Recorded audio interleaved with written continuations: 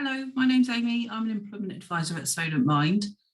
Now, it's natural to feel nervous before an interview, but by carrying out good preparation in advance, this should help you to get a good night's sleep and wake up on the day of your interview feeling refreshed and ready to make a good impression.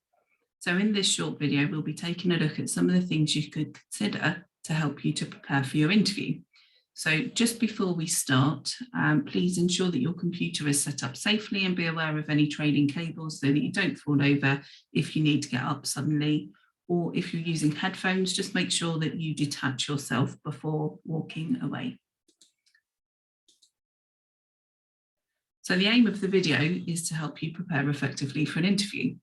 We'll look at identifying different types of interview, what and how to research, common interview questions, preparing for difficult questions, preparing your own questions, planning your journey, and what is and isn't appropriate to wear. So first we'll take a look at some of the different types of interview. So a one-to-one is usually just you and the hiring manager. A panel interview is where there's more than one person present. So that could consist of the hiring manager, HR, or recruitment person, or a current team member. So virtual interviews are now more popular than ever. They'll usually be held on a platform such as Skype, Zoom, or Microsoft Teams. It's good practice just to familiarise yourself with the platform the interview will be held on, to make sure that you take things into account, like lighting, background, potential distractions, any hazards. The good tip is that you can also use notes or prompts in this instance to have them open on your screen, or just sticky notes around your computer to help you. One thing just to mention is don't have too many because they might confuse you. Just remember to make eye contact with the camera while you're talking, as that gives the interviewer the impression that you're making eye contact with them. Try to avoid looking at yourself too much. Usually when we do that, we can start to fidget and we start to look distracted or nervous. So assessment centres or group interviews are where you'll be assessed alongside a number of other candidates, and you might have to complete some team tasks or be expected to contribute to the activities. So let's talk about research. You probably have done some research while you did the application, but it's just worth refreshing that before the interview so that you don't get confused between the other companies you might have looked at since you sent your application. So prepare to be asked competency-based questions around the essential skills that were in the job description. And just while we're on that topic, it's a good idea to keep a copy of that job description for any jobs that you apply for, because quite often, once the candidates have been reviewed by the employer, they will tend to take the job advert down. So you might not be able to go back and look at it. Just have a look at the company values. Be prepared to give examples of how their values align with your own. And this might sound a little bit silly, but just make sure that you understand what the company do. So look at what their product or their service is. Use the company website, social media accounts like Facebook or Twitter feeds, LinkedIn, or even Instagram. Maybe they've got a blog that you can read through. Glassdoor also is a great resource to help you prepare, because they often have interview questions that previous interviewees were asked. And you can find company reviews on Indeed, or you can always ask to visit or have an informal chat. So carrying out good research will help you to answer some of those questions that you could be asked. So let's have a quick look at some of the common interview questions. So one of the first questions that you might be asked is, tell me about yourself. You don't need to give your entire employment history. You can use something called the past, present, future formula. Now this will explain a bit about how you got the experience that you have, a bit about your current role, and it helps to drop into conversation a relevant achievement, which should help you to set you up nicely to close with what job you want and why you'd be perfect for this particular job. So next, why have you applied for this job? So if you've done your research, you should be able to explain why you applied for the role. Perhaps they're a market leader, they might have scope for progression, or they might be working on an exciting new project you really want to get involved with.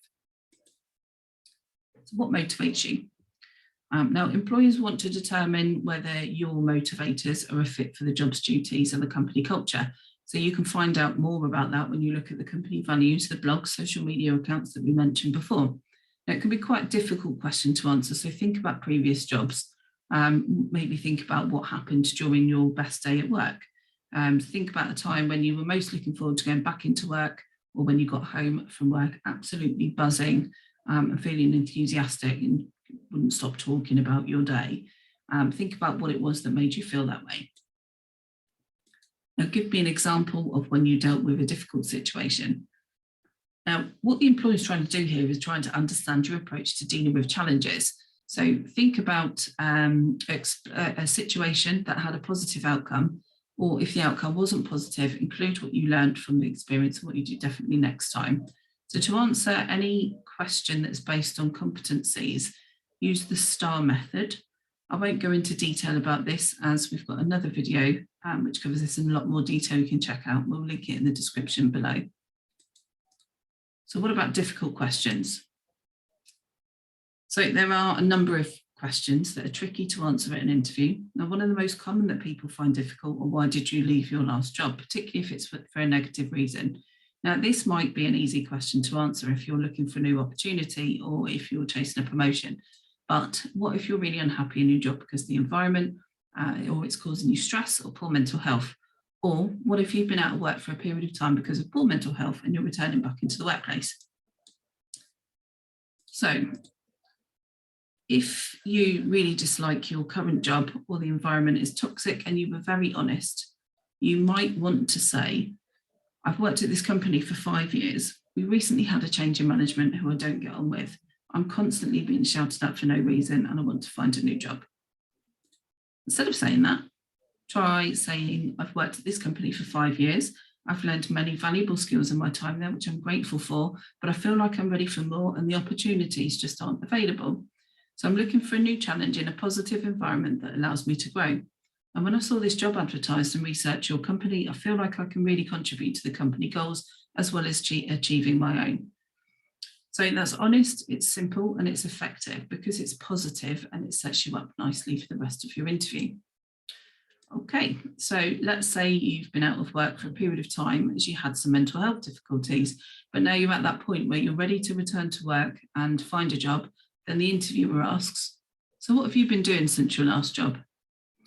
So this can be difficult as many people aren't sure or they're not confident with disclosing their mental health problems to a new employer in case they're judged negatively.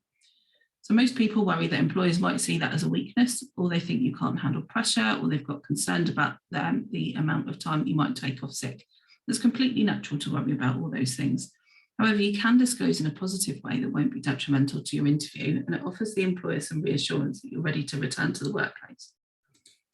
So you could say, I was going through a difficult period where I struggled with my mental health and needed to take some time away from work to focus on my recovery.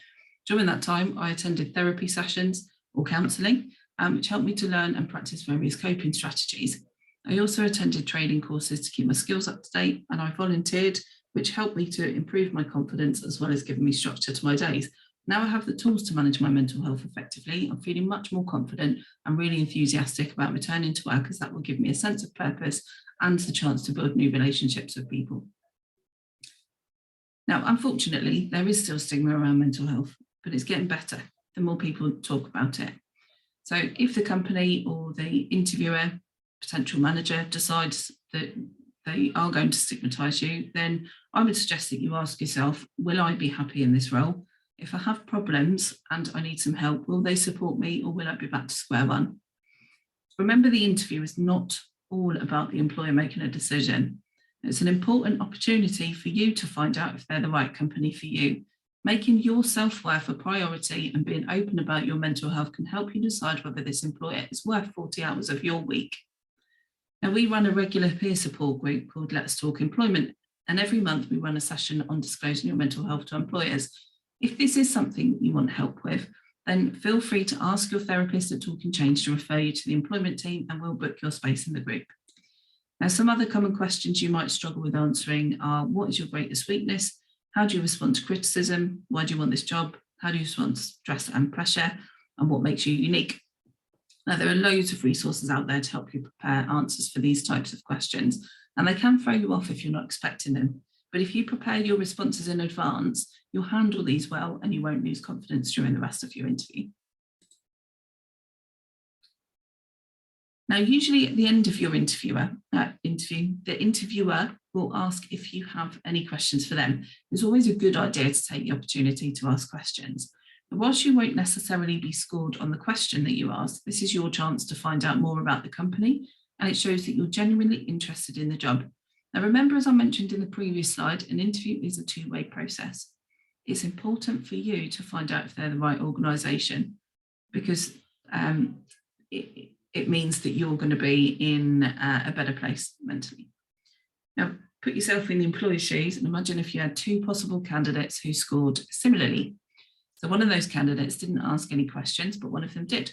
So who do you think showed more interest in that position?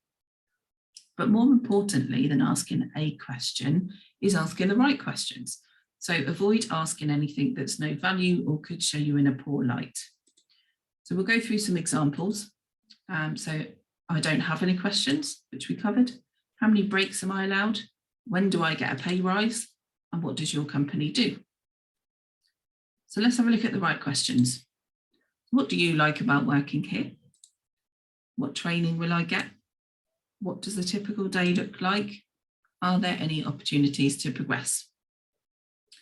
So let's break this down. So whilst you might be interested in things like breaks, holiday, money, they don't add value at all to your interview because they don't show any interest in the actual role. So focus on getting the interview right and making a good impression. So those types of questions can be asked once you have the job offer. So now you kind of understand why not to ask those questions, and what makes them bad questions, what makes the others good. So they show that you're interested in the actual job. They make you look keen to find out about the company. And going back to what I said before, it's an opportunity for you to find out if the organisation is the right fit for you. So those questions might identify some deal breakers. So for example, you might expect to get some training and support in your new role. But what if they don't have a training programme and expect you to be a self-starter? Now you might have an idea of what the role is, but it could be totally different to what you imagine. Now, asking what a typical day looks like will highlight this. And what if you applied for the position thinking it might help you to progress your career further and you find there aren't any progression opportunities? So if you ask questions at this point, you'll find out if they're the right fit for you. If you don't ask these questions, potentially you might start the job and find out it was a mistake. So I would always say, ask questions. Okay, so you've been invited to the interview, you've done your research, you've prepared your answers to common and difficult questions and decided what questions you're going to ask them, but how are you going to get there? Now, obviously, this doesn't apply if your interview is virtual, so feel free to skip this section if that's the case. But when you're invited to the interview, ask yourself the following questions. So where do I need to go? How am I going to get there? How much will it cost? How long is it going to take? Are there any roadworks or planned or service suspensions? Consider a practice run if it's an area that you're unfamiliar with. So this will help you to plan your journey and ensure that you have enough time to get ready and arrive in good time for your interview. Aim to arrive at least 10 minutes early, or you could even get there earlier and stop somewhere for coffee beforehand, just to go over some of your notes and think about some of the answers that you've prepared. Or even take some time to practice mindfulness or meditation to calm your nerves and bring yourself to the present. And the other tip is to save their contact details in your phone, just in case there are any delays. So I'll walk you through using Google Maps to plan your journey. Feel free to skip this section if you already know how to use the journey planner. Now, I've used the app on my phone for this example, but you can do this online using the web address above from a computer or a laptop. And we'll put the link in the description below. So let's just say that I have an interview at Solent Mind tomorrow at the head office in Southampton, and I'm travelling from my current location, which is in Talking Change. So I'll start by putting in my destination, which is Solent Mind, Southampton. Then I click on the directions button at the bottom of the screen, which is highlighted in blue. Then I put my start location, so Talking Change, you'd put your address in here.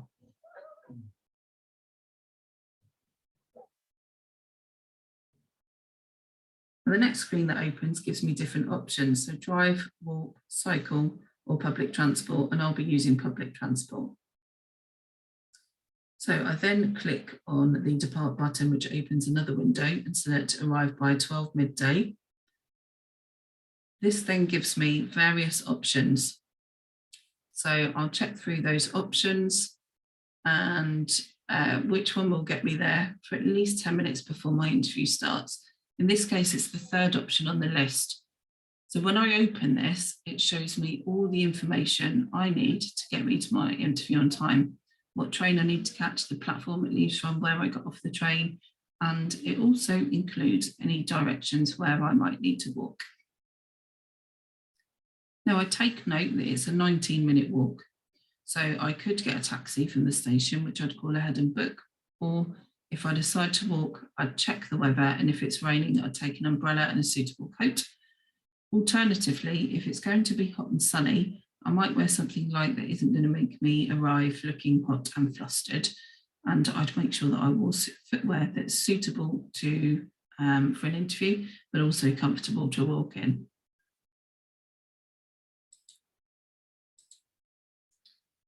Okay, so finally, let's have a quick look at what to wear. So do ask for the dress code beforehand. Find out, is it smart or casual? Should you wear a suit and shirt? It's always safer to wear a tie. If you're wearing a dress or a skirt, make sure that it's below the knee. Ensure that you dress appropriately and comfortably for the role, and practice good hygiene. So make sure that your hair is clean, nails are clean, clean shaven or trimmed beard, facial hair, that kind of thing. So don't wear anything that's too revealing. Don't wear uncomfortable clothing because you'll be fidgeting the whole way through your interview. Don't over accessorize. Don't wear too much or any overpowering fragrances. Avoid wearing too much makeup. And avoid any headwear unless it's for religious or safety purposes, like if you're going on site somewhere, on a building site, you need to wear a safety hat. Okay, so now we've come to the end of that session. We've covered identifying different types of interview, what and how to research, common interview questions, preparing for difficult questions, preparing your own questions, planning your journey, and what to wear. So remember, it's natural to feel nervous. So if doubt sets in, just remind yourself that the reason you're there is that the employer saw things they liked about you in your application. And good preparation ahead of time will help you get a good night's rest the night before and feel more confident on the day. So just one final tip, once you've had your interview, assuming that you want the job, it's a good idea to email the interviewer to thank them for the opportunity and just reiterate any relevant points to show your enthusiasm. Ideally, you should do that at your earliest opportunity. You can find lots of examples and templates online by searching on Google, something along the lines of follow-up email after interview, and that will give you some ideas on how to compose your email and what to put in there. So I'll just go on to the following slides to suggest any additional resources that you can use to help you prepare for your interview, as well as some contacts if you need support with your mental health. So if you're a patient accessing Talking Change in Portsmouth and your therapist, you can refer you to the Solent Mind employment team, and we'll provide you with practical support with looking for work on a one-to-one basis. And we can also arrange things like mock interviews and support you if you're employed and returning to work after a period of sickness or experiencing problems at work that is related to your mental health. So National Careers Service offer advice and support on a variety of different topics relating to your career. You can speak to one of their qualified advisors by web chat or telephone, and they also offer mock interviews. Prospects also have some excellent information and interview tips available on their website. If you're currently unemployed and receiving a qualifying benefit, the Department for Work and Pensions may be able to offer some support with clothing, travel costs for travelling to an interview, that kind of thing through the Flexible Support Fund. Please note this is discretionary and was available at the time of this recording, so things may change in future.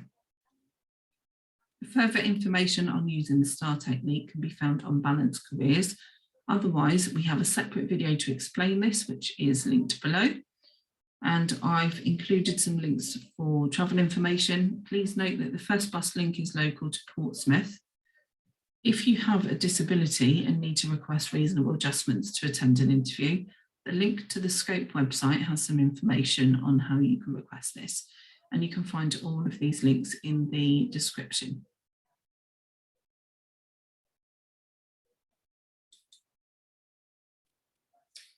If you'd like to give us some feedback on this video, feel free to use this link, which will be in the description. I'll go on to the following slides to suggest contacts if you need support with your mental health.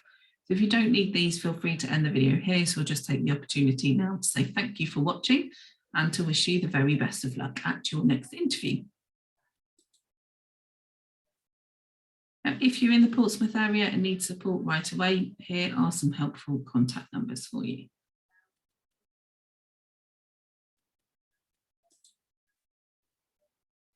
If you're experiencing a mental health crisis, please contact the Samaritans on 116 123 or NHS on 111. If you're in a state of emergency, please call 999. Now, there are many apps available to help you manage your wellbeing, including the Solent Mind Wellbeing app, which is free to download on the Apple App Store and Google Play Store. So I'm just going to take the opportunity again to say thank you for watching. I wish you all the very best. Take care. Bye-bye.